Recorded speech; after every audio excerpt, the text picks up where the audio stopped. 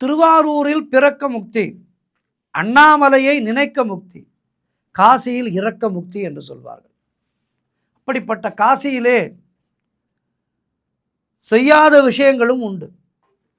என்னென்ன விஷயங்களை செய்ய மாட்டார்கள் என்றால், காசி என்பது மகாமகா புண்ணிய க்ஷேத்திரம். ஒவ்வொரு ஹிந்துவும் தன்னுடைய வாழ்நாளிலே காசிக்கு சென்று அந்த கங்கையிலே ஸ்நானம் செய்து காசி விஸ்வநாதரையும் விசாலாட்சியையும் தரிசனம் செய்ய வேண்டும். ஒவ்வொரு ஹிந்துவனுடைய கடமை, நம்முடைய வாழ்நாள் கடமை என்பது காசிக்கு சென்று வருவது. காசிக்கு எப்படி செல்ல வேண்டும்? முதலிலே ராமேஸ்வரம் சென்று ராமநாத ஈஸ்வரரை வணங்க வேண்டும். அங்கிருந்து காசிக்கு செல்ல வேண்டும். காசியிலே அங்கே கங்கையிலே ஸ்நானம் செய்து காசி விஸ்வநாதரை தரிசித்துவிட்டு மீண்டும் ராமேஸ்வரம் வர வேண்டும். மீண்டும் ராமேஸ்வரம் வந்து 3 லிங்கங்களை பிரதிஷ்டை செய்து அந்த லிங்கங்களுக்கு பூஜை செய்து ஆத்ம பூஜை செய்து காசி யாத்திரையை நிறைவு செய்ய வேண்டும். இவ்வளவு இருக்கின்றது காசி யாத்திரையில். அந்த காசி யாத்திரையிலே காசி நகரத்திலே செய்யாத செயல்கள் என ஒரு சில உண்டு. ஆன்மீக மரபுகள்.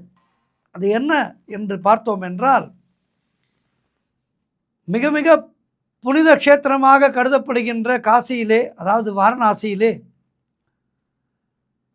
அந்த வாரணாசி என்பது சிவபெருமான் உருவாக்கிய நகரம். எப்படி மதுரை என்பது மீனாட்சி சுந்தரேஸ்வரர் சிவபெருமான் உருவாக்கிய நகரமோ அதுபோல காசி என்பதும் சிவன் உருவாக்கிய நகரம். கங்கை நதியினுடைய கரையிலே அமைந்திருக்கின்ற இந்த புனித நகரத்திலே மரணமடைந்து தகனம் செய்யப்பட்டால் ஆத்மா என்பது முக்தி பெறும் என்பது இந்துக்களுடைய ஆழமான நம்பிக்கை.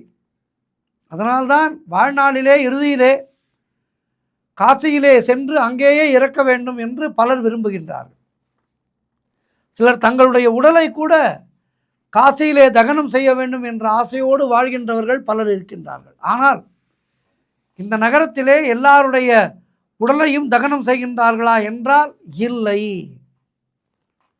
எல்லோருடைய உடல்களையும் இங்கே தகனம் செய்ய மாட்டார்கள். பல நூற்றாண்டுகளாக பின்பற்றப்பட்டு வருகின்ற ஒரு மரபின்படி 5 வகையான நபர்களுடைய உடல்களை காசியிலே தகனம் செய்ய மாட்டார்கள். அது என்ன 5 வகையான நபர்கள் என்றால், இந்த 5 வகையானவர்கள் யார் என்று பார்த்தோம் என்றால் நமக்கு ஆச்சரியம் ஏற்படுகின்றது. முதலாவதாக வருவது குழந்தைகள்.